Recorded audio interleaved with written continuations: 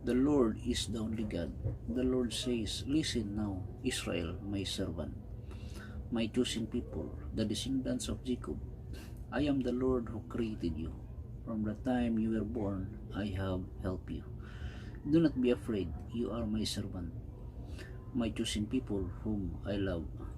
I will give water to the thirsty land and make streams flow on the dry ground. I will pour out my spirit on your children and my blessings on your descendants. They will thrive like well-watered grass, like willows by streams of running water. Ingon ana ka bless ang Israel, kay sila ang piniling katawan sa Diyos. Dahil kayo nagkontra sa Israel, sa kung saan yung kontra, sa kung saan yung lagkontra, mo prosper gihapon ng Israel, kay gibless na sa Ginoo. Maingon na ang Diyos nga kontrahan mo sa tibok kalibutan, apan pagaluwason ko kamo, kay kamo ang akong piniling katawan, kamo ang akong gikahimutan. So kada tong pag lansang nila ni Jesus sa cross, grabing persecution sa to.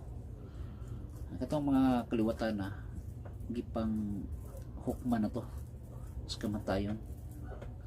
Mga to nga pila ka milyon nga Jewish people ang pamatay ni Hitler, gipang patay sa mga Christians, minilyon gipang kontrahan sa tibok kalibutan tungod to sa silot nila silang pagpatay kang Hesus.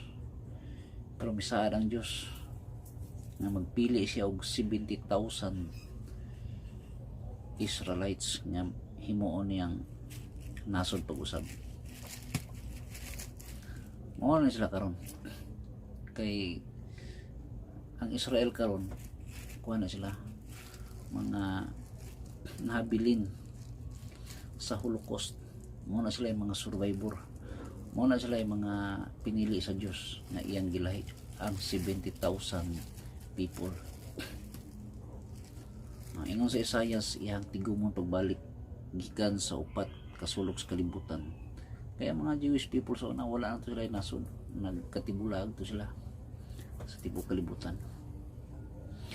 Pero ingon ang Diyos, tigumon niya pagbalik ang iyang katawhan. Pag uli nila sa Israel, gipuy ang mga Palestino.